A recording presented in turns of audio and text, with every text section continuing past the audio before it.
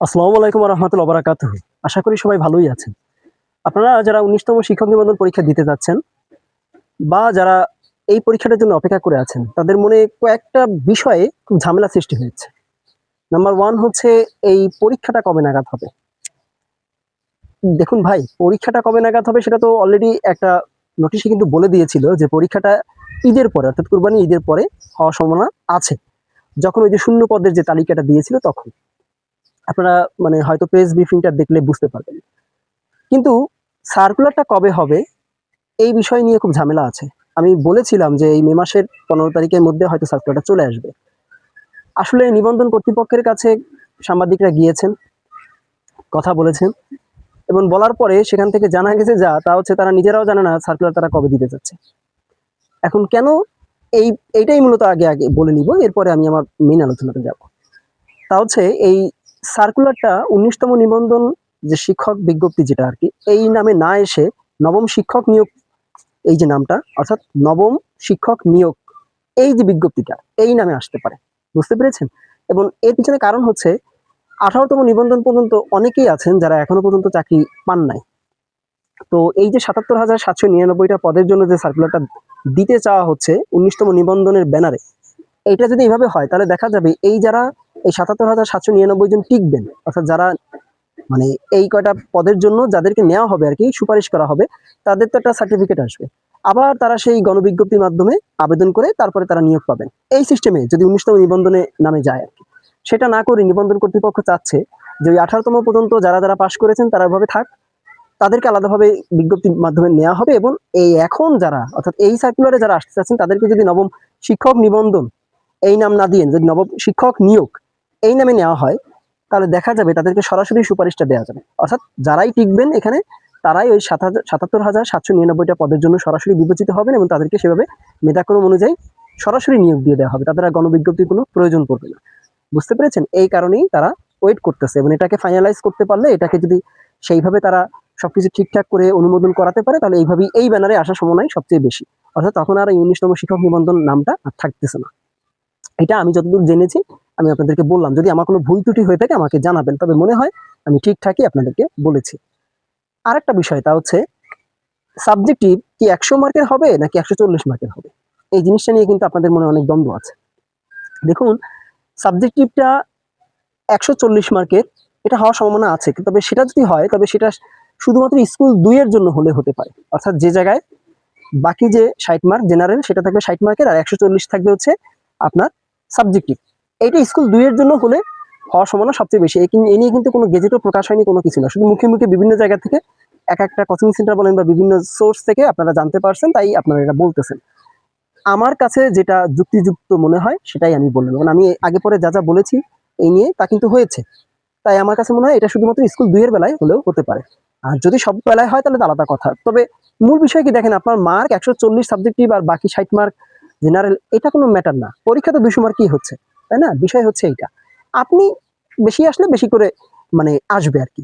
Syllabus তার এদিক সেদিক হচ্ছে না। সিলেবাস তারা নতুন যদি দিতে চায় তারা দিবে। আর যদি তা না হয়, যদি কোনো সিলেবাস না উল্লেখ থাকে তাহলে বুঝবেন যে সিলেবাস এ পর্যন্ত ওই ১৮তম পর্যন্ত দেওয়া আছে ওই সিলেবাসই পরীক্ষাটা হবে। বুঝতে পেরেছেন? যদিও কিন্তু আমি কিন্তু নতুন সিলেবাস ইংরেজির জন্য একটা দিয়েছি। মানে বিসিএস প্লাস নিবন্ধন আগে পরে যা হয়েছে তা মিলিয়ে। আমি আমার জায়গা থেকে আমি একটা ব্যবস্থা করেছি আরকি। এখন এটা যে আদৌ থাকবে কি থাকবে না তা তো বলা যাচ্ছে না। তবে কোনো কিছু এখনো ক্লিয়ার কাট না। ঠিক আছে?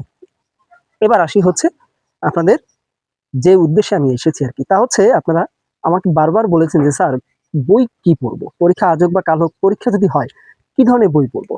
দেখুন, আপনারা যারা জেনারেল অংশের জন্য বই পড়তে যাচ্ছেন, অর্থাৎ সে জেনারেল ৬০ মার্কের হোক আর ১০০ মার্কেরই হোক এমসিকিউ, তাদের জন্য হচ্ছে ওরাকল এর যে ১৯তম শিক্ষক নিবন্ধন সহায়িকা যেটা বা যদি এই নাম পাল্টে যদি সে নবম শিক্ষক নিয়োগ সহায়িকা হয়, যে নামই হোক, এই বইটা যদি বেরিয়ে যায়, এই বইটা থেকে আপনারা পড়বেন। ঠিক আছে? আর এই বইটা যতদিন না আসে, ততদিন পর্যন্ত আপনারা যেকোনো বিসিএস ডাইজেস্ট অর্থাৎ 50 বিসিএস ডাইজেস্ট বিশেষ করে ৫১ তো এখনো বের হয়নি। তো এই 50 বিসিএস ডাইজেস্ট যদি আপনাদের যেকোনো কোম্পানির আপনারা কিনে সেখান থেকে পড়া শুরু করেন। কারণ ওই প্রশ্ন ক্যাটেগরি কিন্তু ওই মানে বিসিএস ক্যাটেগরির প্রশ্ন হবে এখানে।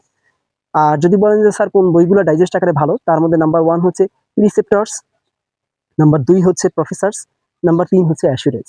এই ৩ টা কোম্পানির মধ্যে যেকোনো একটা আপনারা কিনে পড়তে পারেন।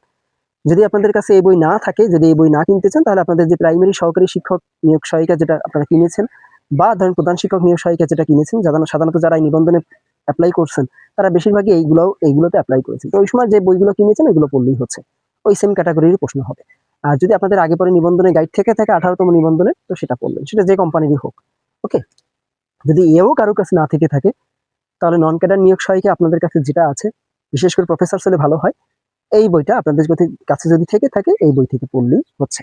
ওকে, এই হচ্ছে মোটামুটি জেনারেল অংশের জন্য। এর পাশাপাশি আপনারা 2025-এর জানুয়ারি মাস থেকে শুরু করে 2026-এর এই মে মাস পর্যন্ত যত কারেন্ট অ্যাফেয়ার্স বা সালতামামি যা আছে এইগুলা খুব ভালো করে দেখবেন, এবং এখান থেকে আপনার ওই যে দেখবেন যে প্র্যাকটিস অংশ, বিভিন্ন পরীক্ষার জন্য প্র্যাকটিস অংশ দিয়ে দেয় এমসিকিউ এর, ওই প্র্যাকটিস অংশগুলো ভালো করে পড়বেন। প্লাস রিসেন্ট যে প্রশ্নগুলো হয়েছে, বিশেষ করে আপনার নবম থেকে আপনার 13তম গ্রেডের মধ্যে এই যে পরীক্ষাগুলো হয়েছে, এই নবম থেকে 13তম গ্রেডের মধ্যে যে পরীক্ষাগুলো, যার প্রশ্নগুলো আপনারা ওখানে পেয়ে যাবেন, কারেন্ট অ্যাফেয়ার্স থেকে হোক বা যে কোনো বই থেকে হোক, সেগুলো একটু ভালো করে দেখেন এই জেনারেল অংশের জন্য। ওকে, এবার আসেন হচ্ছে বিষয়ভিত্তিক যে বইগুলো পড়বেন।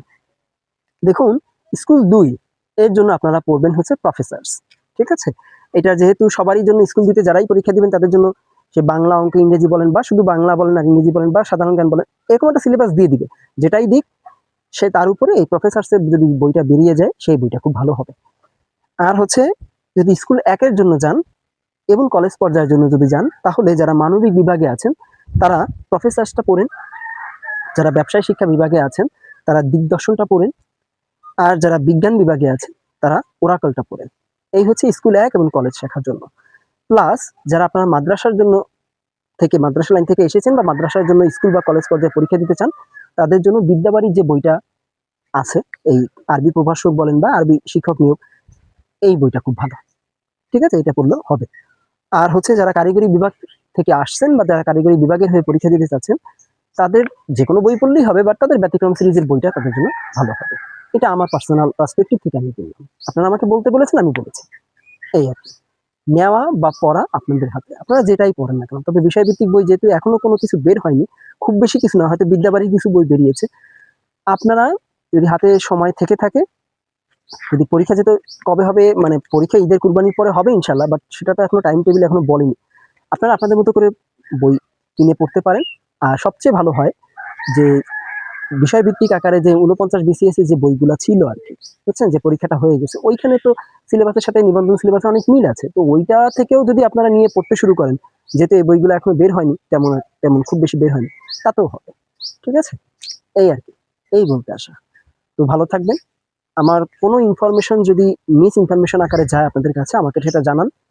আশা করি যায়নি, বাট যদি যেয়ে থাকে আমাকে জানান, আমি সেটা শুধরে নেওয়ার চেষ্টা করব। ঠিক আছে, আজকে এই পর্যন্তই বিদায় নিচ্ছি। আল্লাহ হাফেজ, আসসালামু আলাইকুম ওয়া রাহমাতুল্লাহি ওয়া বারাকাতুহু।